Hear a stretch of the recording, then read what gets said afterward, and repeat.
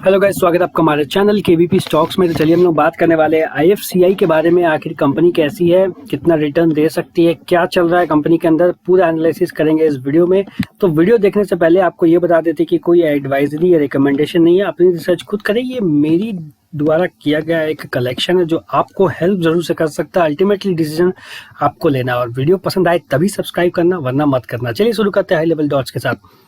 High level dots में आप यहाँ पे क्लियरली देख सकते हैं गाइस कि यहाँ पे इंडस्ट्री ग्रोथ जो कंपनी का रहा अच्छा नहीं था, रिटर्न अच्छा नहीं था, डिविडेंड नहीं है, 5 ईयर नेट इनकम अच्छा नहीं है। एंट्री पॉइंट के बारे में आगे बात करेंगे। रिस्क नहीं है, अच्छी बात है। प्रोमोटर होल्डिंग अच्छी बात है। प्लेज होल्डिंग अच्छी बात, हालांकि उतना भी अच्छी नहीं है, बट ठीक है, अच्छी बात है। एफआईआई एंड डीआईआई होल्डिंग जो है वो भी ऑलमोस्ट स्टैग्नेंट है, बराबर है, तो मेरे ख्याल से सही है।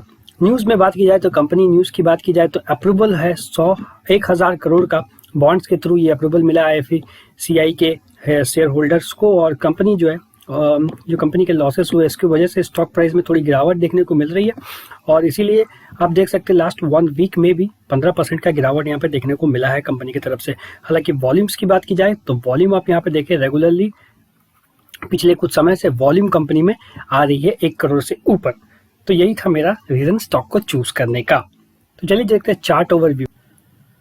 चार्ट ओवरव्यू में गाइस आप देखें तो यहाँ पे अपने हाई 121 का इसका हाई हुआ करता था, उसके बाद कंपनी गिरा, फिर रिकवर किया, फिर गिरा, फिर रिकवर, फिर गिरा, फिर रिकवर, थोड़ा बहुत करते करते एक कंसोलिडेट जोन में रहा स्टॉक, और उसके बाद फिर से गिरा और फिर से एकदम अपना लो मारा ₹2 के आसपास, फिर वहां से रिकवर करके अब एक लेवल पे आया हुआ है। हालांकि ये लेवल जो है ये बहुत इंपॉर्टेंट है, जब समय आएगा तो जरूर से बताएंगे कि अगर ये कंपनी इस लेवल को पार करती है तो डेफिनेटली कुछ अच्छा होगा कंपनी में। मार्केट कैपिटल 3,181 करोड़ का, 15.6 करेंट प्राइस है, बुक वैल्यू 13.3 है, फेस वैल्यू 10 है, आरओई माइनस नेगेटिव में, आरओसी -5 में। तो ये था स्टैट्स कंपनी का। चलिए देखते हैं यहाँ पे शेयर होल्डिंग पैटर्न्स में। प्रोमोटर्स होल्डिंग बढ़ी है समय के साथ, 63% तक आई है यहाँ पे, जैसे कि आप देख सकते हैं 56 to 63 पिछले कुछ क्वार्टर में हुई है। एफआईआई ने अपना हाफ कर दिया। कंपेयर करें अगर पिछले कुछ क्वार्टर्स में हम देखें तो धीरे धीरे करके यहाँ पे एफआईआई में आपको एक डाउनफॉल दिखेगा। हालांकि डीआईआई में भी थोड़ी सी डाउनफॉल है, बट उतनी नहीं है। 13-14% से गिर करके 9% तक आया हुआ है। यही चीज आपको करंट ट्रेंड में भी दिखेगा, ज्यादा कुछ डिफरेंस नहीं देखने को मिल रहा है। हालांकि प्रोमोटर होल्डिंग्स एक एप्ट होती है 70 से प्लस, बट यहाँ पे अच्छी प्रोमोटर होल्डिंग है बिकॉज यहाँ पे डीआईआई और एफआईआई भी इन्वॉल्व है, तो ये कंपनी के लिए अच्छी सिग्नल जरूर देती है।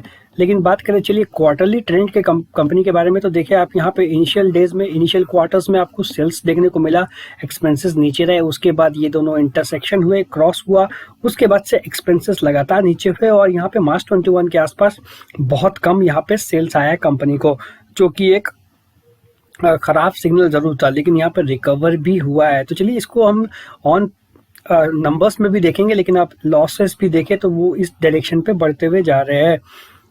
तो आप देख लेते हैं क्वार्टरली रिजल्ट्स। अब नंबर्स में देखें तो यही वो बात कर रहा था मार्च 21 के बारे में, जब कंपनी के सेल्स बिल्कुल डिप कर गए थे। उसके बाद हालांकि कंपनी ने रिकवर किया, लेकिन जो अपना एक मेंटेन करके चल रहे थे एवरेज 600 650 के आसपास, वो ब्रेक हुआ, और वहां से जो ये ड्रास्टिक ब्रेक हुआ, ये कंपनी के लिए एक नेगेटिव इम्पैक्ट आगे के लिए दे सकता है। इसलिए हमें आगे 1-2 क्वार्टर जरूर से वेट एंड वॉच करना चाहिए, तभी जाके इस कंपनी पे हम एक अच्छा इन्वेस्ट लगा सकते हैं। वो आगे भी हम बात करेंगे जब हम टेक्निकल चार्ट के बारे में बात करेंगे। तो कंपनी का देखिए ईयरली ट्रेंड अच्छा रहा, अप ट्रेंड था। अब यहाँ पे देखिए आप हल्का हल्का डाउन ट्रेंड जाता हुआ, और मार्च 22 की बात की जाए तो आपको एक चीज देखने को मिलेगा, 21 में जो लॉसेस था उतना लॉसेस, ऑलमोस्ट उतना लॉसेस 2 ही क्वार्टर में कवर कर लिया है। तो अगर कंपनी ऑल लॉस करती है और इसको ब्रेक करती है तो ये टीटीएम भी सही होता हुआ दिख सकता है हमें, जो कि मुझे लग रहा है, या फिर आगे रिकवर कंपनी कर सकती है, क्योंकि 100 करोड़ का मिल रहा है उसे बॉन्ड, तो उस इन्वेस्टमेंट को हो सकता है वो कंपनी एक पॉजिटिव डायरेक्शन में लेके जाए। तो अभी के लिए इस कंपनी में थोड़ा सा वेट करना जरूरी है। ईयरली स्टैट्स पे देखें तो मार्च 2010 से सेल्स जो 1700 के आसपास था, वो अभी मार्च 2022 2 क्वार्टर मिला करके 743 आपको यहाँ पे दिख रहा है। हालांकि पिछले बार के सेल्स थोड़े से घटे जरूर थे, लेकिन मार्च 18 के बाद से स्टॉक प्राइस में सेल्स भी गिरा है और प्राइस भी गिरी है। उस समय 21 रुपए के आसपास ट्रेड कर रहा था, अब 15 रुपए के आसपास आ गया है। तो कंपनी का पहला अचीवमेंट्स तो ये होना चाहिए, उनका दिमाग में ये होना चाहिए कि लगभग अपने टारगेट्स को पूरा करे, 4000 सेल्स के ऊपर कंपनी जाए, तब जाकर के हम इसे प्राइस में भी कम से कम 25 रुपए के प्राइस को हम एक्सपेक्ट कर सकते हैं।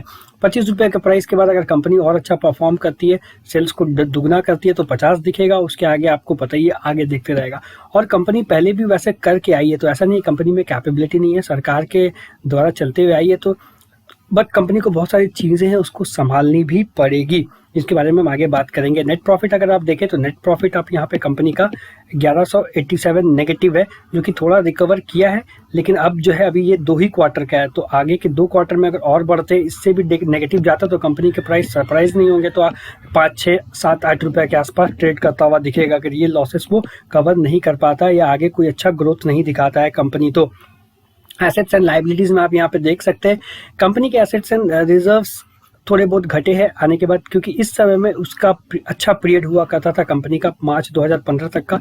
तो जैसे आप देखिए कंपनी के पास अच्छा था, बोरोइंग्स हालांकि बढ़ी थी, टोटल लाइबिलिटीज बढ़ी थी, जो कि अब कंपनी धीरे धीरे करके कम कर रही है। अगर आप देखें दर ब दर ईच ईयर ये कम करते वाली, जो कि बहुत अच्छा सिग्नल है मेरे हिसाब से, क्योंकि एक बार थोड़ा सा लाइबिलिटीज कम होगा तो कंपनी अपने पॉजिटिव डायरेक्शन में जरूर बढ़ेगी। और इस लाइबिलिटीज के ऊपर एक और स्लाइड मैंने ऐड किया है, क्योंकि वहां पे आपको एक बेहतर तरीके से दिखेगा।